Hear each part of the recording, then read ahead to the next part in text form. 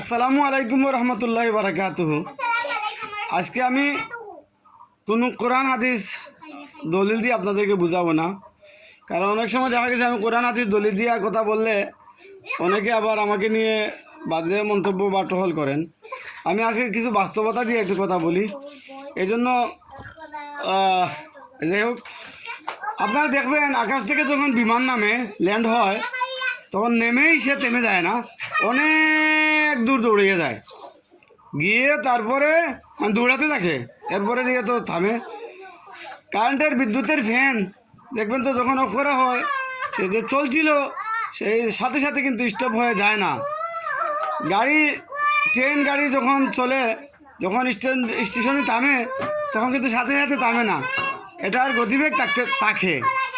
তো আমরা যারা শুভবরাত পালন করেছিলাম, শুভবরাত থেকে নিয়ে আস্তে আস্তে করে এই সিয়াম সাধনা করেছি, আজকে ঈদ উল ফিতর আদায় করেছি। আমরা যেন এখানে থেমে না যাই। আমরা এই যে দিনের মেহনত করেছি, কোরআন সুন্নাহ ভিত্তিক জীবন পরিচালনা করেছি, পরনারীর দিকে তাকাইনি, তারপরে মিথ্যা কথা বলিনি, ওজনে কম দেইনি, খাদ্যে ভেজাল দেইনি। এই কাজগুলা এই যে রমজান মাসে যে আমরা সৎ এবং ভালো হয়ে গেছিলাম, সেই ধারাবাহিকতাটা আমরা অব্যাহত রাখি ইনশাল্লাহ। এতে দুনিয়াও কল্যাণ হবে, পরকালও কল্যাণ হবে। দেখুন, আমি আজকে কিন্তু দলিল দিয়ে কথা বলছি না, আজকে বাস্তব কিছু চিত্র তুলে ধরছি। এই কাজটাই হচ্ছে আমার মূলত মিশন।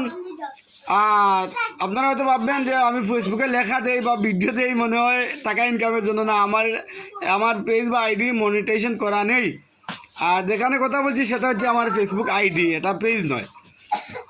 পেজও আমার মনিটাইজেশন করা নয়, মানে ফেসবুক থেকে ভিডিও আপলোড করার কারণে কর্তৃপক্ষের কাছ থেকে যে টাকা ইনকাম করার সুবর্ণ ব্যবস্থা বিভিন্ন এরা করে, আমি কিন্তু তা না।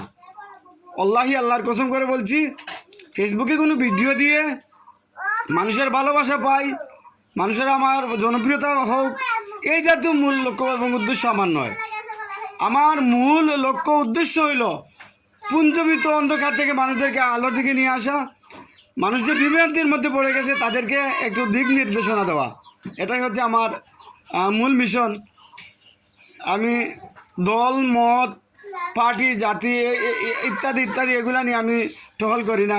আমি শুধু বুঝি যে মানুষ ফিরে আসুক কল্যাণের দিকে, আর অকল্যাণ থেকে মানুষ রক্ষা পাক, এটাই আমার মূল মিশন। আল্লাহ যেন কবুল করেন।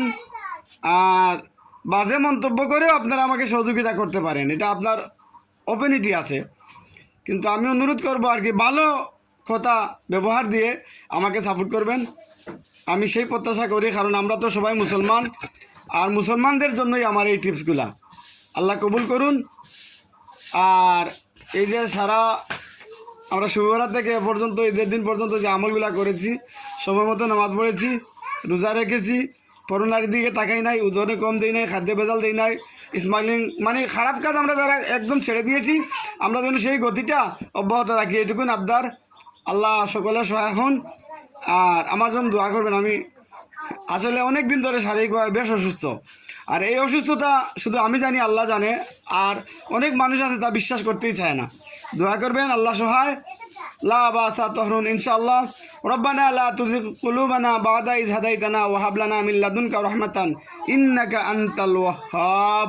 আল্লাহ তুমি আমাদের সবাইকে কবুল করো, আমিন বিরহমাতিকা ইয়া আরহামার রাহিমিন।